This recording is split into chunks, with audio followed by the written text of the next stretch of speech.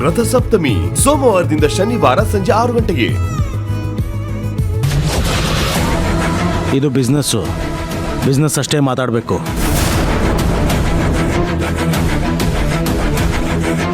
ನಿಮ್ಮ sector loss ಆಗೋದಕ್ಕೆ ನಿಮ್ಮ ಇಗ್ನೋರೆನ್ಸೇ ಕಾರಣ ಆಗಿದ್ದು. ಆ ನಷ್ಟನ ಲಾಭ ಕೊಡೋರ್ ಹತ್ರ ದೋಚ್ಕೊಳಕ್ ಹೋದ್ರೆ ಅದು ವ್ಯಾಪಾರ ಆಗಲ್ಲ, ಸ್ವಾರ್ಥ ಆಗತ್ತೆ, ಮೋಸ ಆಗತ್ತೆ. ಸ್ವಾರ್ಥ ಮೋಸದ ಬಗ್ಗೆ ನೀನ್ ಮಾತಾಡ್ಬೇಡ ಕಾವೇರಿ.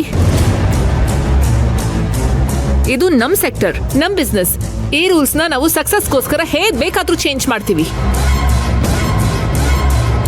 ಕಂಪನಿನ ಪ್ರಾಫಿಟೇಬಲ್ ಅಂಡ್ ಸಕ್ಸಸ್ಫುಲ್ ಆಗಿ ಮಾಡ್ತೀವಿ. ಕಂಪನಿನ ಸಕ್ಸಸ್ಫುಲ್ ಆಗಿ ಪ್ರಾಫಿಟ್ಫುಲ್ ಆಗಿ ನಿಲ್ಸೋದಕ್ಕೋಸ್ಕರ ರಾಮ್ ಸರ್ ಅನುಸರಿಸ್ಕೊಂಡ್ ಬಂದಂತ ಸಿದ್ಧಾಂತಗಳನ್ನ, ಮೌಲ್ಯಗಳನ್ನ ಗಾಳಿಗೆ ತೂರ್ತೀರಾ? ನಮ್ ಹಸು ಜಾಸ್ತಿ ಆಯ್ತು ಅಂತ ಜೊತೆಲಿದ್ದವ್ರು ಊಟ ತಟ್ಟೆನ ಕಿತ್ಕೊಳ್ಳೋದು ಯಾವ ನ್ಯಾಯ?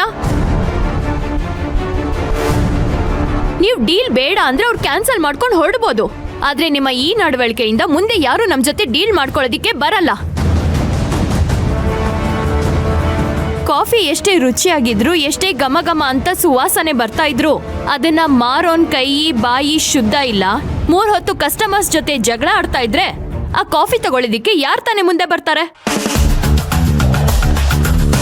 ಕಾಫಿ ಅಂಗಡಿ ವಿಚಾರದಲ್ಲೇ ಆಗ್ಲಿ, ಕಾಫಿ ಕಂಪನಿ ಬಿಸ್ನೆಸ್ ಅಲ್ಲೇ ಆಗ್ಲಿ, ಥಿಯರಿ ಇರೋದು ಒಂದೇ. ಬಯರ್ಸ್ ಇಂದ ಕಸ್ಟಮರ್ಸ್ ವರ್ಗೂ, ಶೇರ್ ಹೋಲ್ಡರ್ಸ್ ಇಂದ ಪಾರ್ಟ್ನರ್ಸ್ ವರ್ಗೂ ನಾವು ಹೇಗ್ ಬಿಹೇವ್ ಮಾಡ್ತೀವಿ ಅನ್ನೋದು ತುಂಬಾ ಮುಖ್ಯ ಆಗುತ್ತೆ.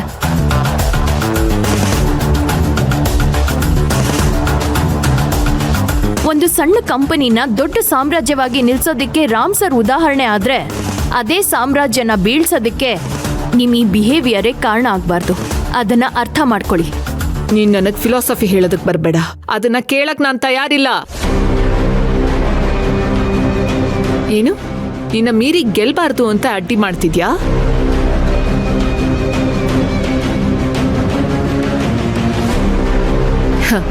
ಯಾಕೆ?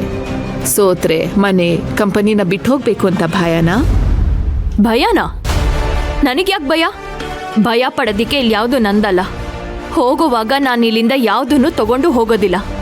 ನ್ಯಾಯ ನೀತಿ ಧರ್ಮದಲ್ಲಿ ನನಗ್ ಕೊಟ್ಟ ಜವಾಬ್ದಾರಿನ ನಾನು ನಿರ್ವಹಿಸ್ತಿದ್ದೀನಿ ಅಷ್ಟೇ.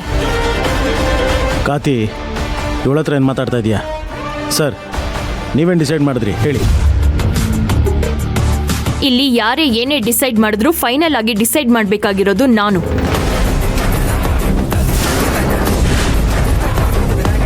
ಸಿಇಒ ಆಗಿ ಅಗ್ರಿಮೆಂಟ್ಗೆ ಸೈನ್ ಮಾಡಬೇಕಾಗಿರೋದು ನಾನೇ. ಅದನ್ನ ಮರಿಬೇಡಿ. ನೋಡಿ, ಈ ತಿದ್ದುಪಡಿನ ನಾನು ಯಾವುದೇ ಕಾರಣಕ್ಕೂ ಒಪ್ಪೋದಿಲ್ಲ.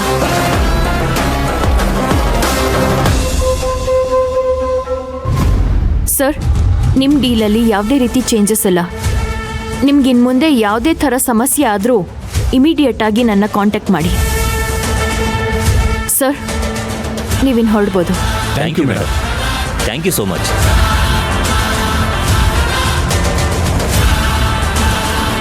ಕಾವೇರಿ, ಕಿರ್ಚಬೇಡಿ. ಕಿರ್ಚಿ ನಿಮ್ ಡಿಗ್ನಿಟಿನ ನೀವೇ ಯಾಕೆ ಹಾಳು ಮಾಡ್ಕೋತೀರಾ? ಸಿಇಒ ಅನ್ನೋ ದರ್ಪ ತೋರಿಸ್ತಾ ಇದ್ಯಾ? ಸಿಇಒ ಅನ್ನೋ ಪವರ್ ತೋರಿಸ್ತಾ ಇಲ್ಲ, ಆದ್ರೆ ಆ ಕೆಲ್ಸದ ಪ್ರಾಮಾಣಿಕತೆ ಅಂದ್ರೆ ಏನು ಅನ್ನೋದನ್ನ ತೋರಿಸ್ತಾ ಇದ್ದೀನಿ.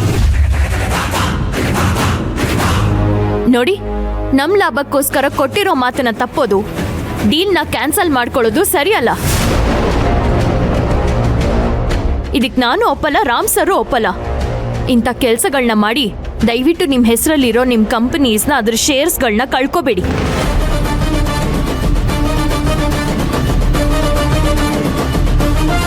Damn it, man.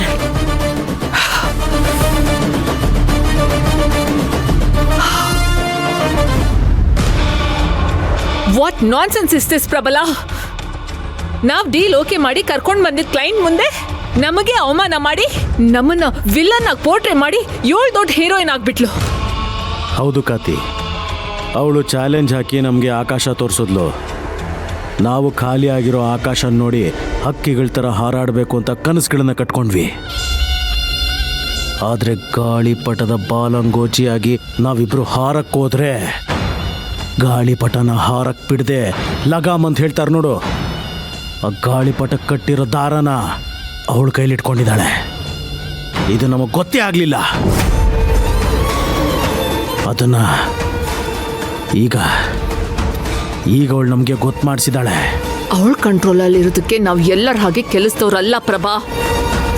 ಈ ಕಂಪನಿ ಓನರ್ ಆದ ಪರಶುರಾಮ್ ಅವರ ಮಕ್ಕಳು. ಕಂಪನಿ ಓನರ್ ಹಾಗೆ ಲೆಕ್ಕ. ನಿನ್ನೆ ತನಕ ಈ ಕಂಪನಿ ಕೆಲಸದವಳಾಗಿದ್ಲು.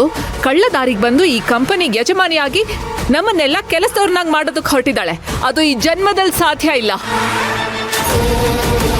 ನನಗೆ ಬರ್ತಾ ಇರೋ ಕೋಪಕ್ಕೆ ಅವಳನ್ನ ಅತ್ತಿಗೆ ಯಾಕೆ ಹಿಂಗ್ ಕಿರ್ಚಾಡ್ತಾ ಇದ್ದೀರಾ? ಇಷ್ಟು ದಿನ ನಿಮ್ ಕಿರ್ಚಾಟಕ್ಕೆ ಆಫೀಸೇ ನಡಕ್ತಾ ಇತ್ತು, ಇವಾಗ ನೀವೇ ನಡಕ್ತಾ ಇದ್ದೀರಲ್ಲ. ಅಲ್ಲಿಗೆ ಯಾರ್ದೋ ಆರ್ಭಟ ಜೋರಾಗೆ ನಡೆದಿದೆ.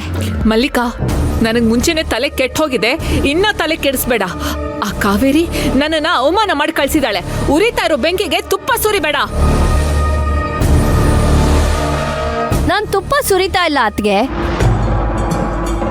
ನನ್ನೊಳಗೆ ಉರಿತಾ ಇರೋ ಬೆಂಕಿನ ನಿಮ್ ಮುಂದೆ ಆರಿಸ್ಕೊಳ್ಳೋದಿಕ್ಕೆ ಅಂತ ಬಂದೆ. ಏನ್ ಹೇಳ್ತಾ ಇದ್ಯಾ? ನಿಮಗ್ ಯಾವ ರೀತಿ ಕ್ಲೈಂಟ್ಸ್ ಮುಂದೆ ಮರ್ಯಾದೆ ತೆಗೆದು ಅವಮಾನ ಮಾಡಿದ್ಲೋ ಅದೇ ರೀತಿ ನಮ್ಗೆ ಕಾಫಿ ಎಸ್ಟೇಟ್ ಓನರ್ಸ್ಗಳ ಮುಂದೆ ಮರ್ಯಾದೆ ತೆಗೆದು ಅವಮಾನ ಮಾಡಿದ್ಲು.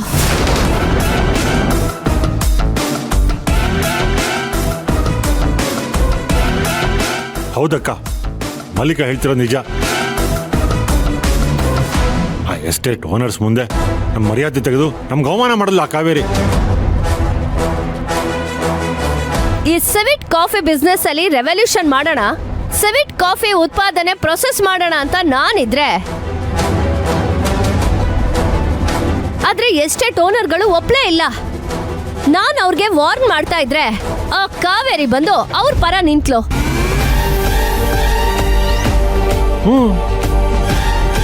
ಕಾಫಿ ಬೋರ್ಡ್ ಆಫ್ ಇಂಡಿಯಾದಲ್ಲಿ ಸೆವಿಟ್ ಕಾಫಿಗೆ ಪರ್ಮಿಷನ್ ಇಲ್ಲ, ವೈಲ್ಡ್ ಲೈಫ್ ಆಕ್ಟ್ ರೂಲ್ಸ್ ಅದು ಇದು ಅಂತೆಲ್ಲ ಹೇಳಿ ಎದುರಿಸಿ ಕೊನೆಗೆ ಆ ಜನರಿಂದನೇ ಜೈಕಾರ ತಗೊಂಡು ಹೋದ್ಲು. ಇಲ್ಲೂ ಬಂದು ಹಾಗೆ ಮಾಡಿದ್ಲು. 2 ಕಂಪನಿ ಪ್ರಾಫಿಟ್ ಪರ್ಸೆಂಟೇಜ್ ರಿವೈಸ್ ಮಾಡೋಣ ಇಲ್ಲ ಡೀಲ್ ಕ್ಯಾನ್ಸಲ್ ಮಾಡೋಣ ಅಂತ ಅಂದ್ರೆ ಕೊಟ್ಟ ಮಾತು ತಪ್ಪೋದು, ಪ್ರಾಫಿಟ್ಗೋಸ್ಕರ ಡೀಲ್ ಕ್ಯಾನ್ಸಲ್ ಮಾಡೋದು ತುಂಬಾ ತಪ್ಪು ಅಂತ ಸಿನಿಮ್ಯಾಟಿಕ್ ಡೈಲಾಗ್ ಹೊಡೆದು ದೊಡ್ಡ ಹೀರೋಯಿನ್ ತರ ಪೋಸ್ಟ್ ಕೊಟ್ಟು ಕ್ಲೈಂಟ್ಸ್ ಮುಂದೆ ನಮ್ಮನ್ನೇ ವಿಲನ್ ತರ ಮಾಡಿದ್ಲು.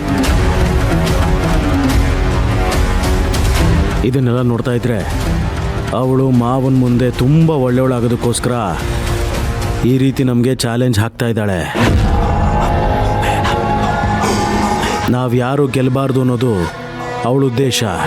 ಅದಕ್ಕೆ ಈ ರೀತಿ ನಮಗೆ ಎಲ್ಲ ಕಡೆಯಿಂದ ಬ್ರೇಕ್ಗಳು ಹಾಕ್ತಾ ಇದ್ದಾಳೆ, ನಮ್ಮನ್ನ ಬ್ಲಾಕ್ ಮಾಡ್ತಾ ಇದ್ದಾಳೆ.